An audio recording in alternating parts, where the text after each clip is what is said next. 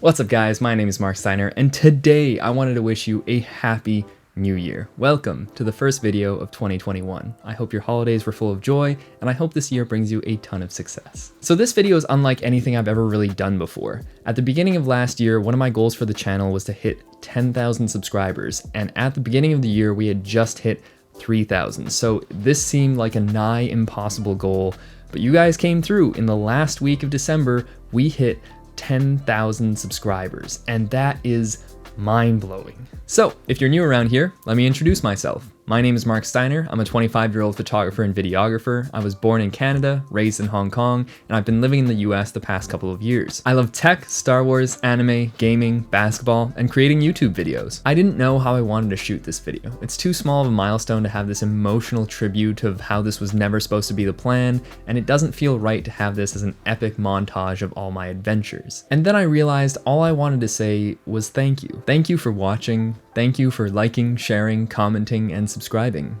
Thank you for supporting me and this channel. I like to say we hit 10K or we did this because while yes, I do create the content, without you, this wouldn't exist. You are the most important part of this milestone. This is our accomplishment, and I wanted to celebrate that accomplishment with you. My prints, presets, and LUTs are all 50% off for the next week as part of this celebration, and I'm also going to be doing a giveaway at the end of this video, so stay tuned for that. This next part is a Q&A. I asked you guys on social media if you had any questions for me, and these are the best ones. Kelsey asks, what's your biggest goal for photo and video? I think my biggest goal for photo and video is to just be happy and keep that spark alive and have a YouTube channel that is profitable enough to make this my full-time job and not have to worry about that because I love what I do. Danielle asks, what movie would you choose to be able to watch again like it's the first time?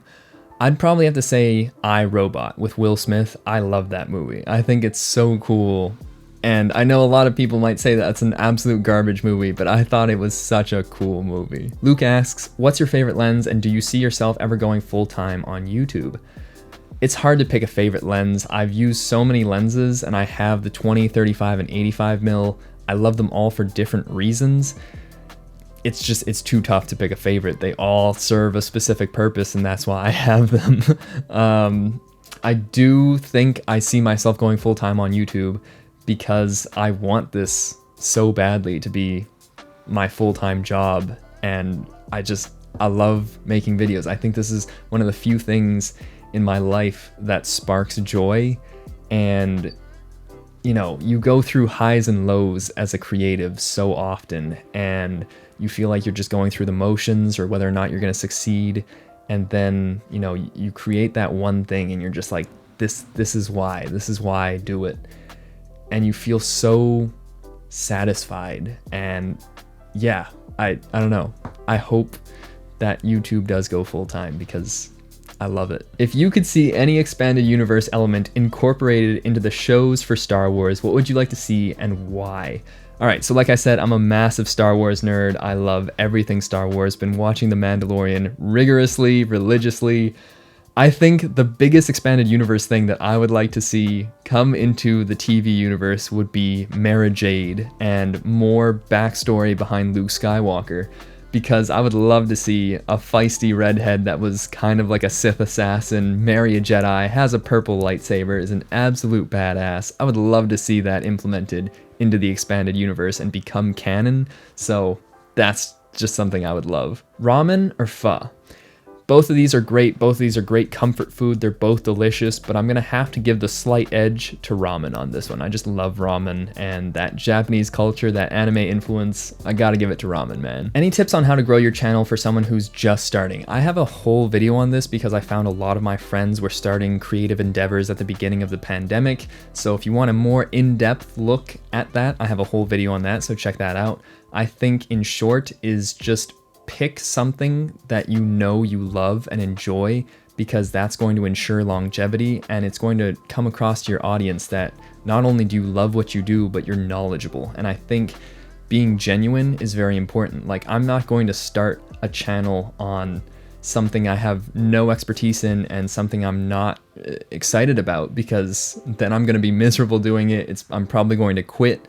And I think just finding that thing that allows you to have that creative outlet that brings you joy, I think that's the most important thing. But go check out the full video if you want more information. Jericho asks, what's next for the Wide Angle podcast? If you don't already know, I do have a podcast. It's available on Apple and Spotify. I think what's next is, first off, I've been kind of neglecting it because of the time difference between here and the US. It's just hard to get people on. And then, you know, I want to also incorporate in-person interviews, but that's not really possible in a pandemic and halfway around the world.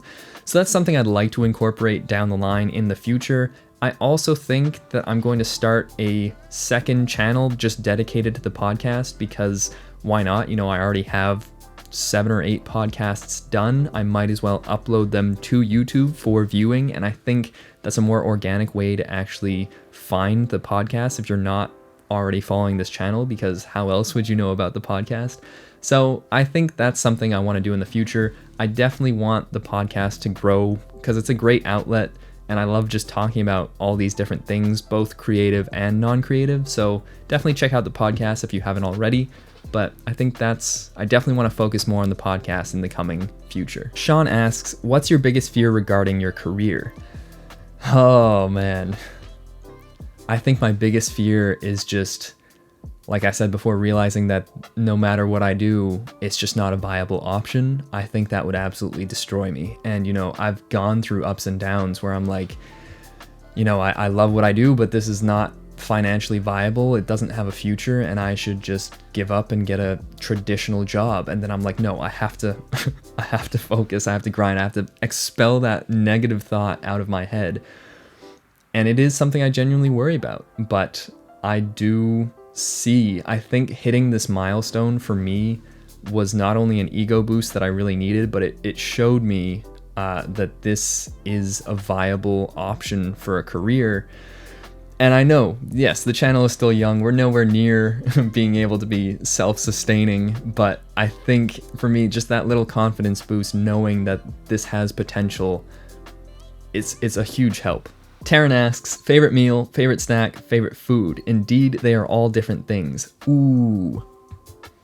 Okay. I'm gonna say favorite meal, arroz con habichuelas. That's my childhood right there. Just hits me in the feels every time. Favorite snack, I'd have to say, ooh. Favorite snack is too hard to pick. I'd say probably like either popcorn or pickles or dark chocolate, or the favorite snack is nigh impossible, man. Like there's so many to pick from. And then favorite food, I'm probably gonna say pasta. Pasta is a go-to, and yes, I pronounce it pasta. Deal with it.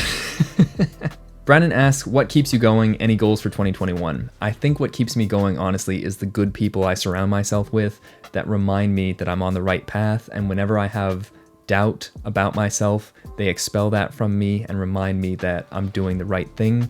And I think that's what honestly keeps me going. Goals for 2021, just consistently put out new videos and grow the channel even more. If you weren't doing photography or videography work, what would you be doing? Probably a news anchor or a sports journalist. I think I always saw myself doing some sort of video. That's why I went to school for journalism. And I initially saw myself as an NBA sports reporter. I was a huge basketball fan. You know, I played it all growing up. I made my high school teams. I lived and breathed it. I played like 4 hours a day. Like, basketball was my life. And when I realized I wasn't NBA material, I was like, I'd still want to be involved in that somehow. And sports journalism, being a sideline ESPN reporter for the NBA, was what made sense to me. So I guess that, but clearly that didn't work out because I was absolutely miserable doing journalism work. So I think just doing editing, video editing in some sense, maybe for like a small video company, but here I am doing it on my own. What would your most valuable advice be to any creator? I'd say just keep going. I think that's the most difficult thing in anything. Like, consistency is difficult, and I think a lot of people take that for granted. When you see a new video twice a week or once a week, busting these things out is not easy. And when you see someone just constantly creating, burnout is real. So I think pace yourself, grow at a steady pace, and realize that you're in it for the long run. You're not going to have overnight success. This takes time. So take your time and be satisfied with the journey that you're on. And that concludes the Q&A. If you made it through that, thank you. I appreciate that. And if you want to see more, let me know in the comment section down below if you'd like to see more Q&As in the future. It's interesting doing them, for sure. And if you just skip to the end of the video for the giveaway, I can't blame you. You are allowed to do that. So it's giveaway time. I'm going to be doing a giveaway of a 24 by 36 print, either luster paper or canvas, whichever the winner prefers, of one of my prints in my print store. This is a huge thing. This is 3 feet by 4 feet. Is that what it is? Something massive. And I love that size. This is poster size, you know, this looks good and I love that. All you need to do to enter is like this video, make sure you're subscribed, and leave a comment, preferably a positive one. The channel statistics show that only 3% of my viewers are actually subscribed to the channel. So if you're watching this, thank you. I appreciate you. Just thank you. Thank you for allowing the channel to reach a stretch goal I didn't think was possible at the beginning of the year. Thank you for all the wonderful words of encouragement in the comment section or on social media. I greatly appreciate it. It means more than you could ever know. Just thank you for your constant support and allowing me to see that this is not only an enjoyable process, but a viable option as a career. And I truly do appreciate that. Thank you for allowing me to see that this creative journey is worth pursuing. And hey, I guess you could say I'm a real YouTuber now, eh? My name is Marc Steiner, and I'll see you next time.